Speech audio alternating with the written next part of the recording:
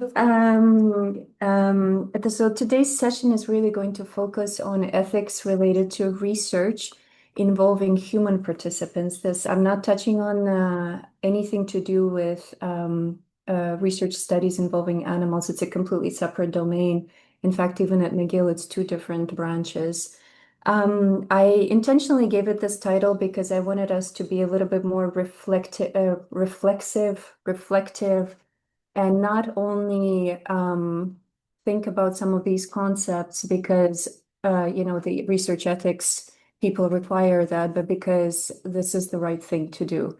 And so I'll start off by using this image, and given that you're from the field of surgery, you're probably well familiar with this book, specifically surgeons. No. I've never seen this. Oh, really? Okay, so this was all over the news a couple of years ago. This is why I picked it up. Really? Yes, on BBC. I read BBC News. This is my go-to source. So this book, Pernkopf, was someone who was an Austrian anatomist working in the Nazi times. Oh, And the first edition was published in 1937. It is considered to be the best example of anatomical drawings in the world. And it is still used today. If you go on Amazon, you cannot purchase it. It's obviously out of print because of its controversial nature, but you can buy a secondhand copy. And some of the leading surgeons did admit to having a copy in their office. So why is this book very controversial? Some of the drawings are based on the bodies of executed political prisoners during the Nazi time. And it is so precise. It really is. It was physical. Someone was actually drawing it, so there were no computers at that point. But the ethical dilemma over here is, should we be using one of the best resources due to its past history, or should we be scrapping it? So another example is, obviously you've all heard about this particular xenotransplant case that happened. It was once again all over the news. The world's first pig-to-human heart transplant took place in 2022 at the University of Maryland. And Mr. Bennett survived, lasted with a pig heart for about 2 months. And this particular procedure demonstrated effective immunosuppression. He died eventually. He was very, very sick. So he didn't die because of the transplant, but he died because he was a very sick man. So there are multiple ethical. Why I'm using this case is because I did my postdoc in the area of organ transplantation. And as you can imagine, this area is full of ethical dilemmas. So some of the dilemmas over here are, should we be breeding animals purely for harvesting purposes?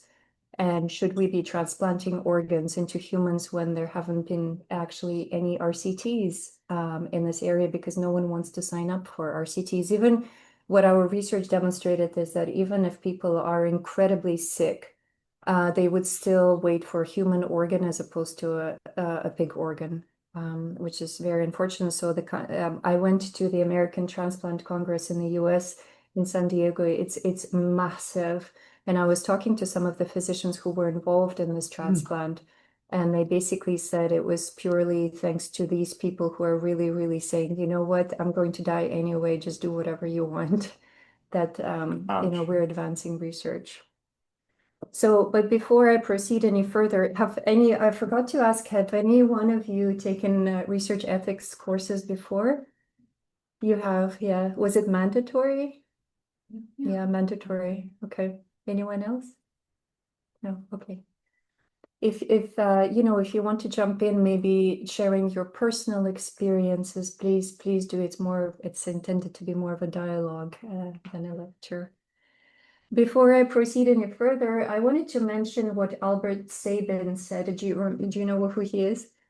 Yeah, he was the one who developed the oral polio vaccine.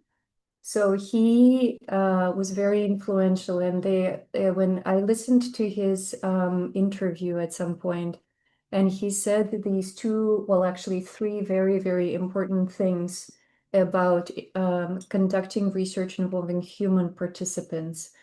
Is there any other way? Oh, Ria said, yes, a part of mandatory e-learning, but also in our first and second years of medical school. Yes, that's great.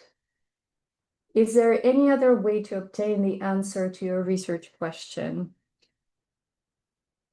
And if the answer to that is no, you need to ask yourself, is it necessary to involve human participants? Is it important enough?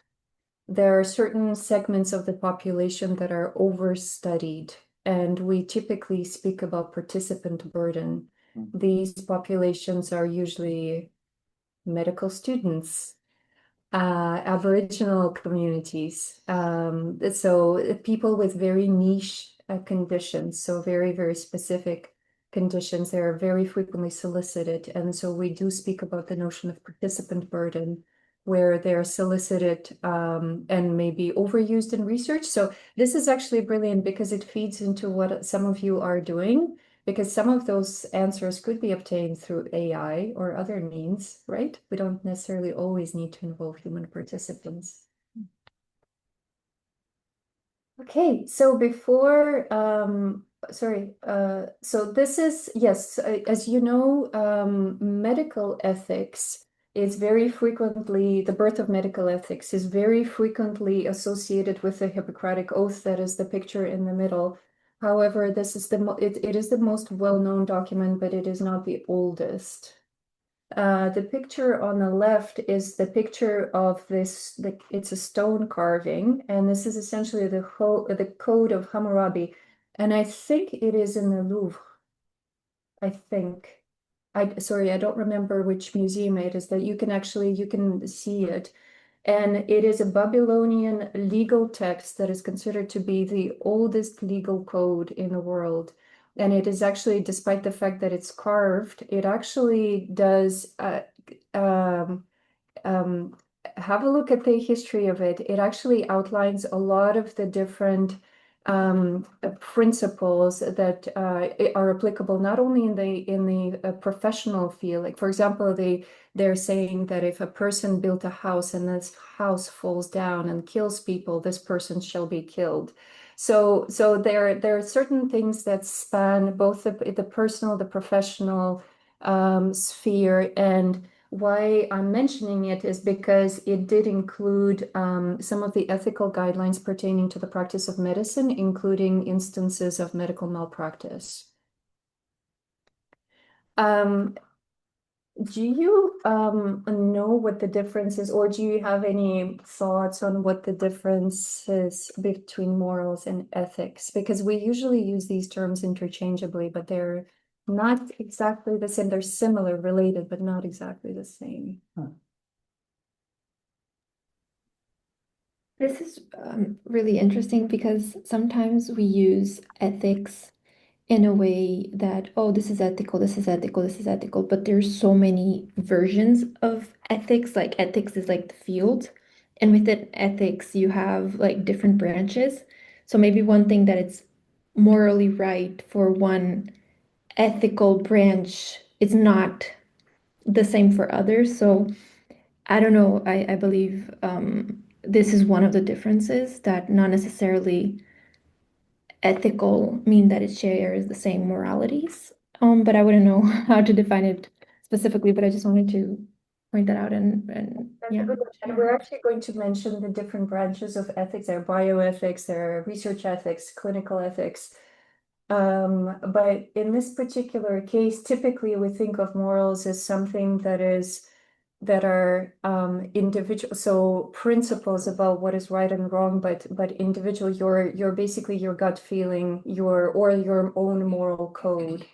Whereas ethics typically refers to rules that are either imposed or suggested by an external entity. So this is why we refer to the review process as the ethics review process, because it's an external ethics committee that is reviewing your proposal. But in your life, you may be governed by your own moral compass. So this is typically the difference. Another very interesting point is that law and ethics are frequently intertwined. So one of my master's degree, I have a master's in law degree, and I did take medical ethics classes, but they were always merged with law. So it was always medical ethics and the law. And the reason for that is that the law has to respond and react to some of the dilemmas that are thrown up by the practice of medicine. So, for example, in 2015, we saw the introduction of the medical aid in dying law. And so the federal criminal code had to be amended to reflect those nuances. And it actually had to go through several amendment processes because I think it was a gradual. Now, the latest is they were thinking about including mental health conditions to be embedded in the medical aid in dying, and I know that there was a significant pushback. So I haven't. I need to check what's going on in that particular field. So these are some of the definitions. You can familiarize yourself with some of them later on, but I did want to also, another confusing bit is we frequently use anonymity and confidentiality interchangeably. They're not the same thing. Anonymity is something where you cannot trace the data back to the individual, so it's completely anonymized. Whereas confidentiality refers to situations where that link is possible. So for example, you cannot guarantee anonymity in a focus group. Why? Because the person who is the facilitator knows who the participants are, and the participants see each other, hear what everyone is saying. So you would only be able to guarantee confidentiality, but anonymity could be guaranteed in things such as anonymous surveys, for example, but not qualitative researchers do not guarantee anonymity because we're also dealing with much smaller samples. I'm not going to mention this because this is still something interesting. There are different levels of consent. Conflict of interest, you probably all know what it is. Equipoise, I never know how to pronounce it. Equipoise. Yes, is something where a person has a genuine sense of uncertainty. So, for example, if you're engaging people in an RCT and the intervention arm, you as a researcher generally do not know if the intervention is going to be advantageous or not. So this is an interesting term from a legal perspective as well, because you cannot be sued for administering something that would have been harmful just because you can actually claim that you really did not know. But in research, I think equipoise is used much more positively. Positively, yeah. In the sense, it's not just about doubt, but the fact that there are two possibilities and they are in equipoise, I think. And therefore, it's worth testing. Because if one treatment is better than the other, there's no point in the study. Absolutely. But if there's a true equipoise, then let's study it because it's yeah. Sounds great. Vulnerability is a term that I added quite recently. It's a diminished ability to fully safeguard one's own interests in the context of a specific research project. Oh, yeah. It may be caused by limited decision-making capacity, such as the case with children, or limited access to social goods, such as rights, opportunities, and power. And we will return to that concept a little bit later. Very briefly, there has always been a very complex relationship between religions and ethics. All religions have grappled with the questions related of central importance to the practice of medicine, the questions of life and death. So, one of the common examples that is being used is Jehovah's Witnesses' refusal to treatment. In contrast, secular bioethics or ethics are a lot less certain about whether the right or wrong exists. So I've just mentioned a couple of them. We're not going to go into detail because this is too esoteric philosophical. So teleological theories, essentially, they're all grappling with the questions of what's right and what's wrong. But some of them are judging this from the point of view of consequences as opposed to the character and the motivation of the individual. So if the individual acted in good faith, then virtue ethics would suggest that, they acted ethically. So while moral theory can enrich our reasoning, undoubtedly, it will very seldom provide specific guidelines as to how we would go about resolving very complex ethical dilemmas.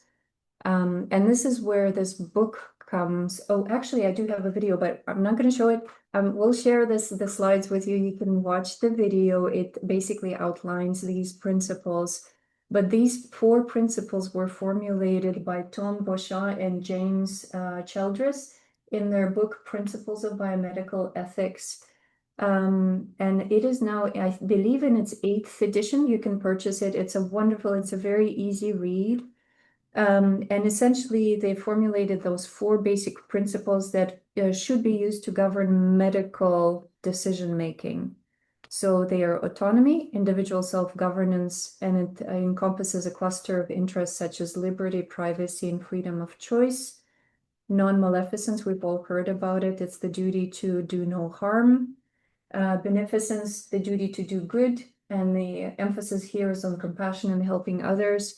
And the principle of justice, the duty to treat cases alike and to ration scarce resources fairly and transparently. So in the healthcare field, health economists typically refer to the principle of justice in terms of trying to, determine whether some of the drugs should be administered to a small segment of the population that has a specific condition.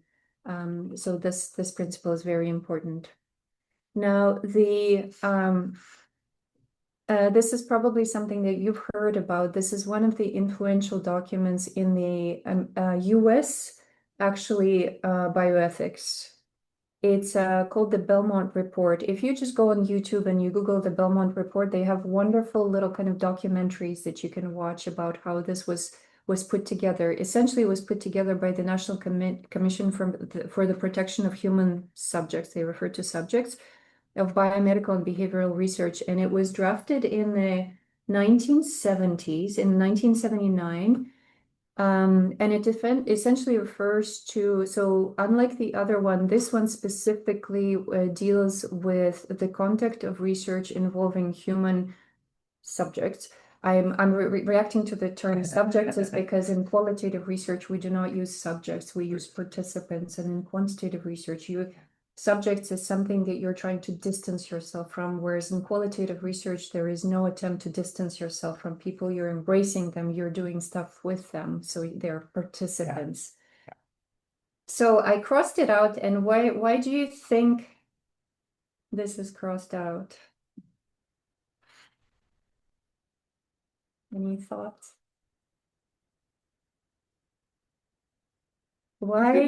Why in research we do not speak about non-maleficence?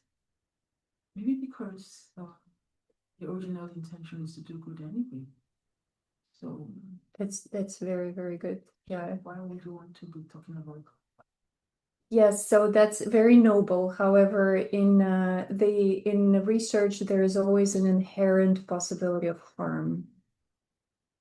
So which is to a certain degree, there's always some degree of harm. Yes, Ria, correct. In medical treatment, it could be said that there is harm to a certain degree from the side effects like of chemotherapy, for example. But in medical treatment, the benefits should always outweigh the harms. Which is not the case in research. Some participants do sign up with either zero possibility of any benefits or knowing that they are going to experience some potential harm as part of the research. But that would hopefully benefit others in their condition. So that's the difference. And this is what I think when Tino was making his presentation, I made reference to that this non-maleficence is actually absent from the codes when it comes to research ethics. Question. Yep. So I think, prior to this that your aim when you're engaging with the principles and guidelines for self-conduct of anything is about your intention, what you intend to do, what you intend to achieve, right? So, so I always thought the do no harm is to not have an intention to do harm. So if harm occurs, it's not an intentional thing. I didn't set out to intend to do harm. Absolutely. So if it's because even if a patient experiences an adverse reaction, it was not my intention. So I'm trying to balance that out with crossing out the non-maleficence. Yeah. I think we all set out doing, in research, hopefully with good intentions. Now, this particular one, it comes at the level of the assessment, and we'll speak about the role of the research ethics boards. This is where the assessment happens, because essentially the role of the research boards is to evaluate the balance of the risk and the harm. That's really, in a nutshell, what they're benefits. supposed to be doing. Yeah, The they were- benefit with the risk. the benefits, and they are not necessarily saying there cannot be harm. They just need to say that the harm needs to be proportional to blah, blah, blah, and Yeah. we can speak about that. But yes, intentionality is very important, I think, and hopefully we are all coming from the Yeah. point of, we want to actually improve something. This is why we're participating in research. So the conduct of research on human participants has a very dark history. You've all probably heard of these examples. I'm not going to go through them.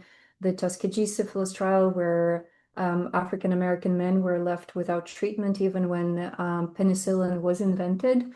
The STD inoculation research in Guatemala, where about a third of participants were intentionally infected with STDs.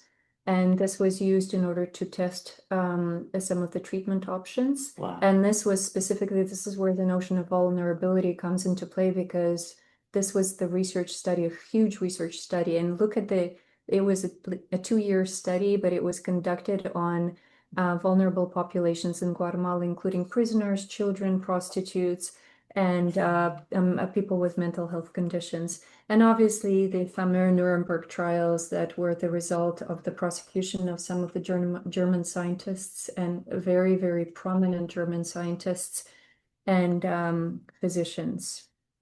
You're saying also the Sims speculum. Is there? Oh, yes, Sims speculum study. Yes, I mean, What's that? No, Ria, do you want to? Sim. Yeah. Dr. Sims, who invented Yeah. speculum, right? Yeah. Because he did a lot of research on slaves Yeah, and was doing much of his research, for example, on VVF repair without anesthesia yeah, on the slaves that he Yeah. was using. And he became very yeah. Ouch. Now we would think that some of these cases are completely, completely stayed in the past, and I'm going to give you a very recent example. This new child arthritis study. I don't know if you've heard about it. So I would really recommend, at the end, I have a list of resources. There's very interesting training. If you are conducting research involving Aboriginal or Indigenous communities, I would strongly recommend that you follow the OCAP principles training. It's not free, but I managed to negotiate a free training course. So I took it from there. This refers to the study that was conducted in Canada between 1982 and 1985. It was Professor Rick Ward. He was then working at UBC. He received funding from Health Canada to study arthritis in this particular population. And it was the largest ever genetic study of a First Nations population in Canada. The participants did sign the consent form, but the consent form was very, very specific. It basically said that they were providing their blood samples to study their genetic predisposition to arthritis. And so he basically what he did is he couldn't determine the connection between the genetics and arthritis. So the study was shelved. He didn't connect with the community to tell them that he actually didn't find anything from analyzing those samples. What happened is he then left UBC. He went to Oxford in England, and he took those vials with him he shared them with all of his colleagues. And so these samples resulted in thousands of studies that were on a very diverse range of topics, including population migration, including HIV/AIDS, population genetics, indigenous ancestry, and topics completely unrelated to arthritis. So what happened is the community found out about those publications, and he unfortunately died before facing accountability for his ethical violation. He did verbally apologize, but he wasn't. It didn't lead to anything else. So this is just basically to say these things happen. Even. This is not a very, very old example. But are you going to speak about, so what gets done in that situation? I'm talking about almost criminal behaviors like this, but studies like the Tuskegee study was, Tuskegee study was, they talked about what should be done. Yeah. There's about 30 papers that are coming from the Tuskegee study on syphilis. Should the papers be retracted? Is the science not good science, like the anatomy, atlas? What I think that it was just in Retractors Daily this week, that study. What the paper suggested is that all of those studies, that the journals that publish them should put a note, an explanatory note of what happened, where that data is, and so forth, because the science still stands, but it was at great price and with a vulnerable population, all that stuff. This case specifically gave birth to a very, very in-depth debate about consent. So what do participants consent to? So this is hence all of the struggles that we're currently experiencing about blanket and open consent. So it's basically consent for the future use of your data and your biological materials. Right. So in this particular case, they did not provide that level of consent. So this is just an example of how consent was. So everything was done properly within the scope of that particular study. What happened after he moved is unethical.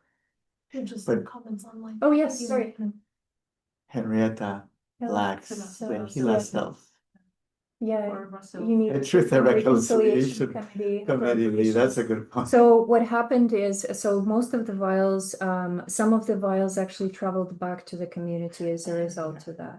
So they It was a truth and repatriated. reconciliation. It was a truth that it was all over the news, and they eventually did manage to recoup some of the vials, and that was huge, and it was acknowledged by the community. But I mean, this is I did not hear of any retractions. So the problem is that, in fact, I don't think the retraction is the right thing. Yeah. That's a bit like, to me, it's a lot like toppling statues of individuals that are now, their actions now are considered despicable or wrong, while at the time they were just culturally appropriately done. A lot of our medicine, thankfully not a huge part because research is so much more every year, but still anything pre-1980, any studies that we rely on anything, if you look at the consent process, they were just not the way it was. Yeah. So what do you do with those studies? You cannot remove all that science because it's still science, but somehow it needs to be tagged. Absolutely. Well, this was an interesting example, and there were lessons learned from this experience. I'm not going to go into describing, but these ethical codes. But typically, when we submit, in our consent form or in our protocol, we typically need to have some sort of a statement about this research is going to follow the guidelines as per the Helsinki Declaration. There are some subject-specific declarations, for example, the Istanbul Declaration in the case of organ transplantation that specifically deals with things like commercialization and unethical retrieval of organs. So when I was writing my protocols in organ transplant, I had to refer to both Helsinki and the Istanbul Declaration. So you need to you need to see which declaration is the most frequent one is the Helsinki Declaration, right? Because it actually goes into greater detail and does not rule out the participation of participants who cannot give consent. And yes, and this is what I picked up from one of the from the literature, saying research often generates dilemmas that are not easily resolved by reference to codes of practice. So you kind of you need to generate information from multiple sources. If you're probably all familiar, I don't know if you have actually taken training through the Tri-Council policy statement. I think it's mandatory for some of the CHR applications. I find it very useful. It's very well done. It's free with the Tri-Council policy statement. What is interesting to remember is this is a policy, and then, you know, because one of the questions that I had, I'm on the IMUHC Ethics Review Board, and one of the questions that I had to, when we were having a discussion with colleagues is, well, you know, the policy says that we can do it, and why can't we do it? No, so the policy are just guidelines, and then each institution is going to determine or Santé Quebec or another entity is going to determine what we actually deem as an acceptable practice or not. So, and of course the MSSS document that is also referred to, I think they updated it in 2020. It was really, really old. Yeah. So the Tri-Council policy statement still refers to these. There's worded slightly differently, but respect for human dignity has been an underlying principle of the policy since its inception. And once again, you see those bubbles, which are essentially referring to exactly the same things: respect for persons, concern for their welfare, and justice. A little bit more concrete. So some of the implications for practice. You do not need to have ethics clearance when the phase is just exploratory. So when you're just establishing partnerships, when you're trying to refine your research question, when you're collecting initial data on who the interest holders are, what their roles are. However, if you want to use the data later on in your research, you need to go back to the participants and kind of retroactively consent them. Then you obviously need to create a very rigorous study design. In drafting your study protocol, you need to consider the risks and benefits, and this is what the IRB is going to focus on. Then you need to obtain the approval and obtain informed consent from participants, and in case of incompetence, other protections must be in place. During the research, obviously consider the welfare of participants. The research must be stopped if risks start outweighing the benefits. So for example, in an RCT, when you find out that the intervention arm is actually not benefiting the participants at all, but is harming them, it has to stop. And I wanted to also reiterate that the consent process is not a discrete event, it's an ongoing process. So you're constantly thinking about consent, and if new information emerges, you need to share this with participants. And obviously, you know, the typical exercise discretion, sound judgment, and flexibility when conducting research. After the research, participants should have access to information about the study. So in the case of participants, they didn't have any rétroaction, they didn't have any feedback about what happened to their samples. Research findings should be disseminated, and if you promised compensation, you obviously need to compensate participants. I mean, you already know all of this, so this is not. But it's interesting that this is not just for drug studies, which are pretty obvious. I was hearing from Isabelle Gagnon that she has a study where she gives teens after head trauma, an app, a calming app. And that study where the intervention is the calming app ended up being pushed under Health Canada. And just because of the app and what it could do, complications, and they have to have interim evaluations to make sure that there's no monitoring committee for complications and adverse events and things like that. So it's not just for drugs or surgeries or things like that. Even apps can end up being there. So. Mm-hmm. And also, I'll give a personal example. I was interviewing participants with who have been diagnosed with depression and who could have I guess demonstrated suicidal ideation. And when I was conducting interviews, and one of the participants just cried the whole interview. And I mean, I was like frantically trying to figure out what do I do with, like, she's really in a bad place. And I had to stop the interview. I basically said, it doesn't sound that this is the right time. Maybe we can connect at another time. So, you always need to be cognizant of what's going on with participants and kind of act on the spot. So when we talk about risks or harms to participants, what are some of the risks that come to mind?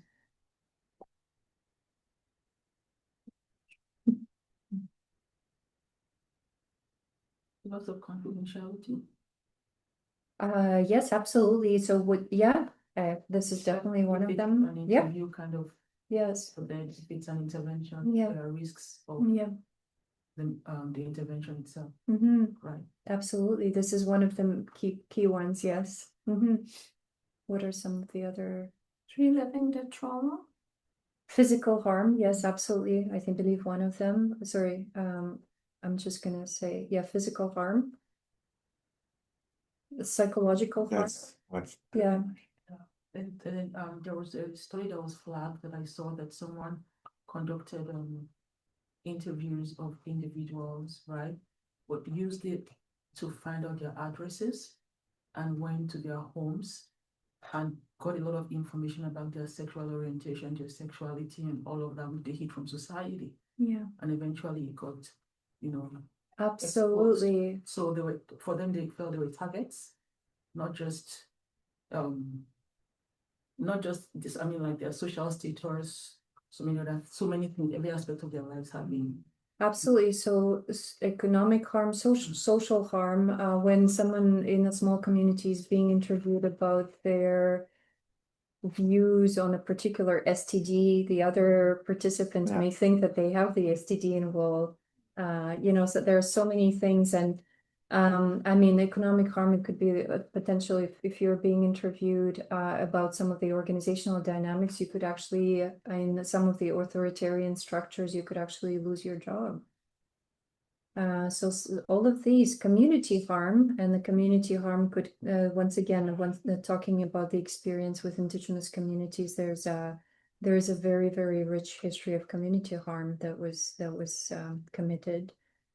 And how about some of the risks to researchers? We typically think about participants, but the role of IRBs is also to assess risks to researchers. Financial risk being sued. You could be sued, yes, and hopefully the role of the IRB is to prevent that from happening. Yeah. But I'll give an example. Before the pandemic, we were actually supposed to interview people in their houses. And very typically, it would be very late, yes, unintended and unforeseen future consequences, discrimination. Yeah. Yes, absolutely, criminal harm, Wow. right, human rights abuses. So yeah, and people are typically available in the evening on a dark Montreal night. You go and you have, and this is could be a single person living in their house. And so there could be all of these risks are very much present in the case of researchers as well. It could be a risk of physical harm. We had very, very strict protocols in place whereby there's another person on the team who was aware of what time you were going to see the participant, what the address was, where you parked. ouch. So there were a lot of different things, and yeah, so here's a great article about collection of health data. Yeah. So in the early 90s, late 80s, early 90s, as a surgical resident, the peak of the HIV epidemic, and when there was no treatment yet, there was a study at the Vic, where I was a surgical resident, a surgical in the Department of Surgery, and they needed samples for HIV testing for some study, and they were short of samples, so they asked me to give a sample, but because they would have had to pay for those samples, they actually used for all the samples the same label from a patient, so that it goes just so they don't have to pay. This is a surgical residence at McGill here, and I gave my blood. Anyway, it turned out, and then I got a phone call from the research resident, the resident who was doing the research, that I turned positive, that I was positive for HIV. Now this is 1989. That's around that wow. time. That's a bad time to be told that you're HIV positive. It's not like today. Yeah, and that's all because, and they had no idea because there were 5 samples that they used the same sticker of a patient to process them. And then they had to test all of us back to see who's actually got HIV. It was pretty bad. And that's yeah, that's when my future wife told me that she's gonna marry me no matter what. That was really nice. I recently participated similarly in a bone density study because they needed participants, and my findings were mixed up with Nancy Mayo's findings. Oh my goodness, you had bad osteoporosis. No, actually, the person said, "Oh my goodness, you have such great bone density for your age." And then he looked For your age. Nancy Mayo's in her 70s. She's So- much older than me, and I said, "Yay!" Yeah, so things like this happen, unfortunately. What are some of so participants participate in research for a whole variety of reasons. Sometimes we're not even fully aware of these reasons. It would be very rarely in the case of research involving human participants, qualitative research, it would be very rarely direct benefits.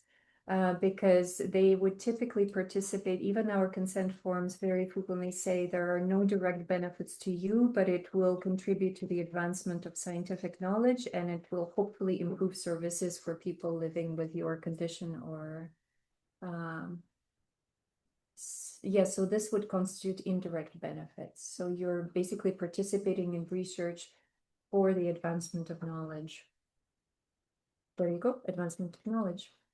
In conducting research, this is a very important, I'll share the slides with you. So the notion of reflexivity, just because we do not try to distance ourselves from participants, we always need to be aware that our background and position will affect what we choose to investigate, the angle that we choose of the investigation, the methods judged most adequate, and also how we interpret the findings. I don't know if it's mandatory in your PhDs, but in our PhD, we had to take a 1-credit course on epistemologies, and where you're thinking about what is your stance towards the worldview.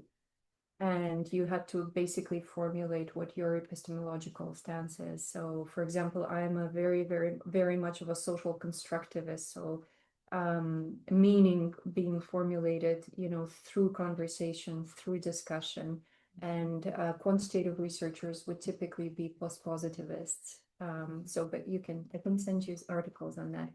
So reflexivity thing goes together with positionality, right? So Positionality. reflexivity is the process of reflecting, of thinking about it.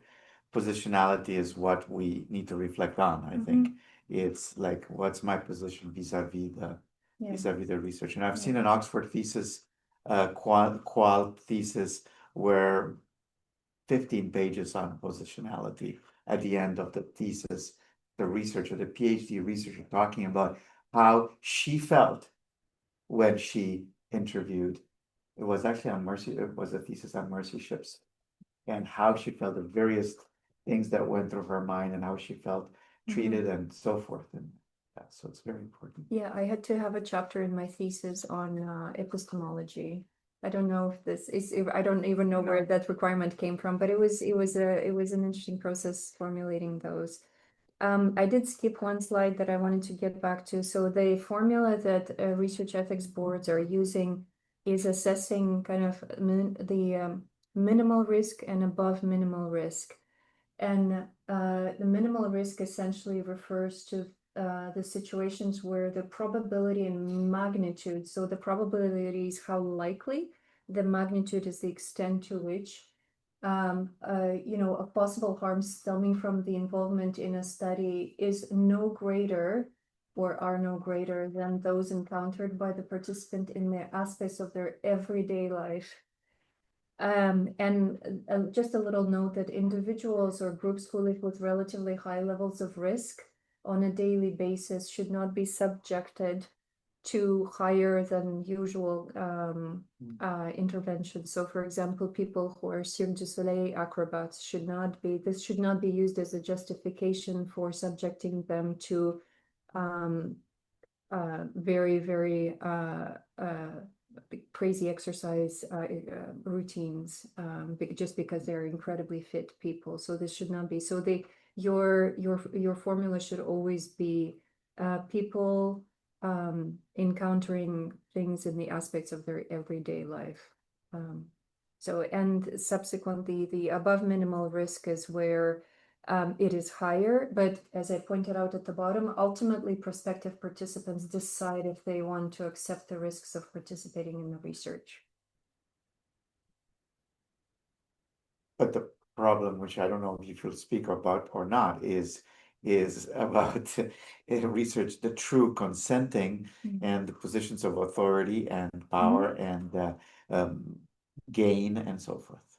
Exactly that. So we still have a few minutes. I'm going to speak about inform. Sorry, I'm kind of jumping through some of these terms. If you want to discuss them further, I'll be more than happy to.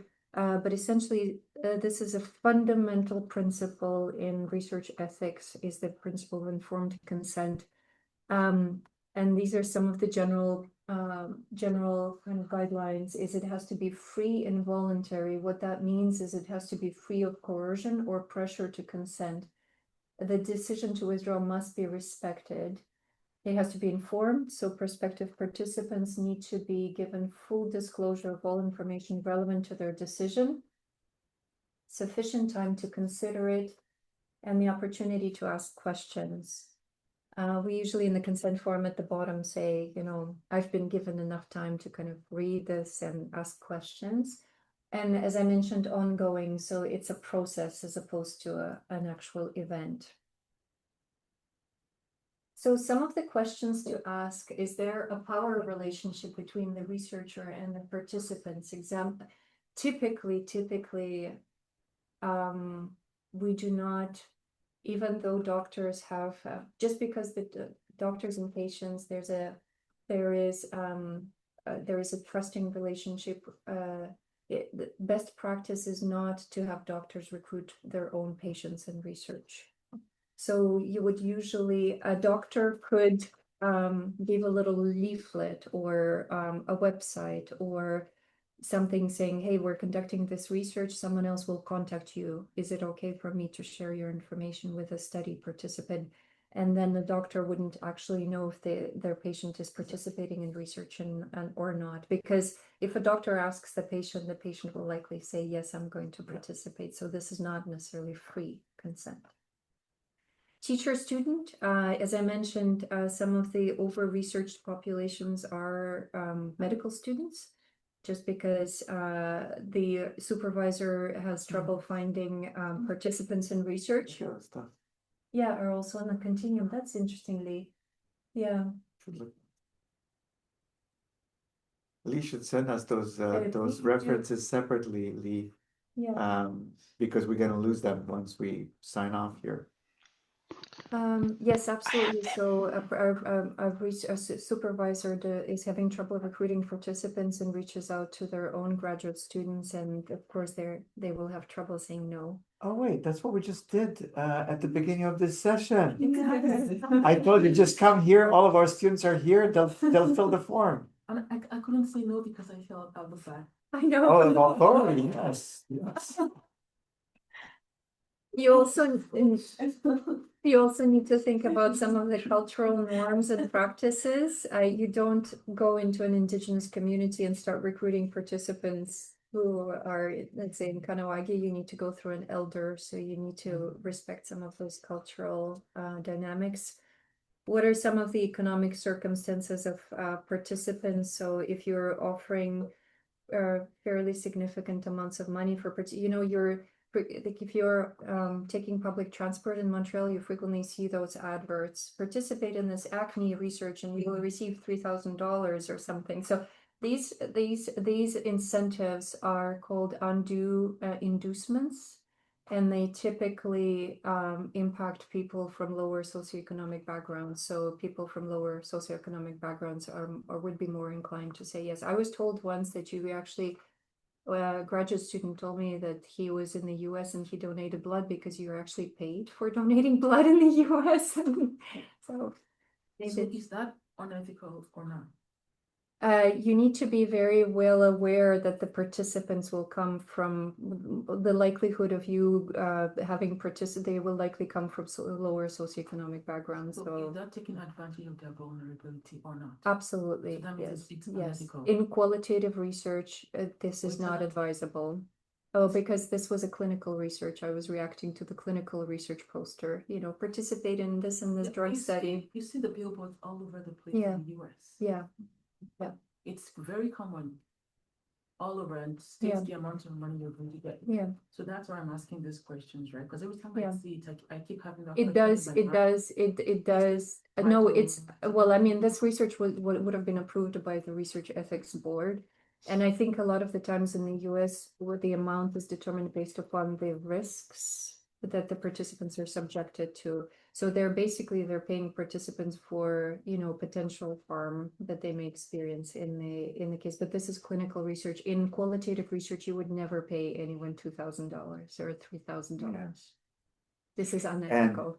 In fact, even in our REB, we can only pay patients for any time, transportation, maybe food if they spend a day and so forth, but it has to be commensurate. Even if you have funding, you can't just pay $500 to everybody so that they'll come. Because it's and that's in the consent, so they would know about that. When I was in at St. Mary's, we were conducting more within family medicine, social, I guess social determinants of health related research, and it was common to pay $25. We would never pay cash. We would always offer a gift certificate. So the participants had a choice of either Amazon, Starbucks, or Tim Hortons. And here I noticed that it's a higher, I guess in medical research, it's 50% typically for participation in research, which I thought was very lucrative. But I once interviewed I may have mentioned to some of you, I once interviewed a participant who only provided yes or no answers, despite the fact that my interview protocol was very well crafted. It was open-ended questions, and she was just basically saying yes or no. And I hung up. I was so frustrated. I called my supervisor and I said, "Do I really have to pay her $50?" And she said, "Yes." So that's the unfortunate thing. Yeah. Yeah. And all of the other questions, and I ran out of time, but I will share this information with you. You've all gone through the ethics review process. These are some of in terms of the process, some of the things that you need to ensure are in the consent form. And some of the consent accommodations, obviously language literacy, your consent form should be written in a language that would be understood by your participants. And accommodations should be made for the capacity and the age of participants. typically children would give assent. Legally, they're not actually providing Mhm. consent, they're giving assent to participation in research. But there will be some cases where consent can be waived in the case of children or in the case of emergencies. And in observational research, where the goal of the study is to observe how people behave in their normal environments, you wouldn't obtain consent, but you would disclose what you were doing as soon as you can. So you would gather your data and then That's the camera. and then you would and you would have to go back to the participants and say, hey, by the way, I was observing you for research purposes. And finally, the key criterion of ethical practice is confidentiality, which Tina was referring to. And it is, there are certain things that we have to comply with in terms of the storing, how we store data, how we make sure that the participants' data are always deconstructed from the data that we're collecting. So the participant log should always be separate from the actual information that you're conducting. So some of those things are very, very, it's more, operational. And how we share the findings. Yeah, so how you basically provide codes to participants instead of naming them with some identifying kind of, characteristics. So there you go. And some of the useful links. Beautiful. Thank you. That was